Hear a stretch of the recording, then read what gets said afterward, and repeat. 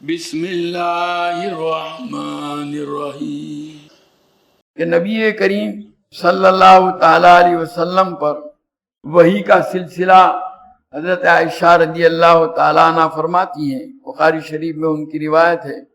کہ آپ کی نبوت کی شروعات جو ہے سچے خوابوں کے ذریعے سے ہوئی۔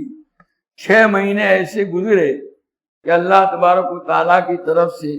روزانہ رات میں آپ کو ایسے خواب دکھلائے جاتے تھے جو دن میں ہو بہو وہ صاف صاف گویا وجود میں سامنے آ جاتے تھے، اس کی تعبیر کی ضرورت نہیں، واضح کھلم کھلے ہوتے تھے۔ کفلق الصبح، صبح کی روشنی کی طرح، یعنی جیسے وہ واضح اور صاف ہوتی ہے اسی طریقے سے وہ خواب بھی ان بالکل واضح حقائق کی شکل میں آپ کے سامنے آ جاتے تھے۔ 6 مہینے یہ سلسلہ رہا اور پھر اللہ تبارک تعالیٰ کی طرف سے آپ پر خلوت کی پسندیدگی گویا ڈال دی گئی، یعنی آپ کے دل میں اللہ تعالیٰ نے یہ تقاضا، یہ داعیہ پیدا فرمایا کہ آپ تنہائی میں، خلوت میں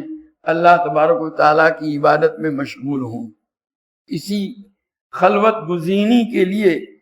نبی کریم صلی اللہ تعالیٰ علیہ وسلم نے غار حرا کا انتخاب فرمایا۔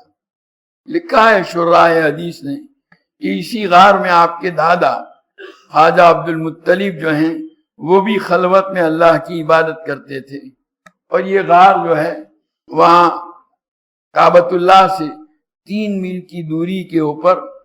مینا جاتے ہوئے بائیں ہاتھ پر واقع ہے ایک پہاڑ جبل نور کے نام سے، اس کے اوپر یہ غار ہے۔ یوں سمجھیے ایک بنا بنایا کمرہ ہے جس میں آسانی سے ایک آدمی کھڑا رہ سکتا ہے اور اس میں اللہ کی عبادت کر سکتا ہے۔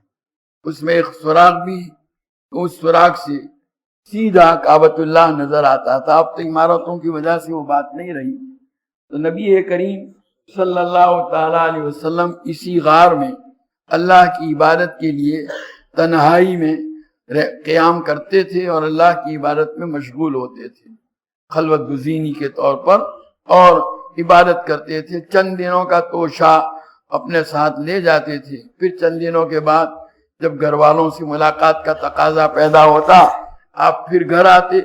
گھر آ کر کے پھر چند دنوں کا توشہ لے کر پھر واپس آتے۔ اس طرح یہ سلسلہ جاری تھا، اور اسی دوران ایک مرتبہ حضرت جبریل اسی غار میں آپ کے سامنے نمودار ہوئے۔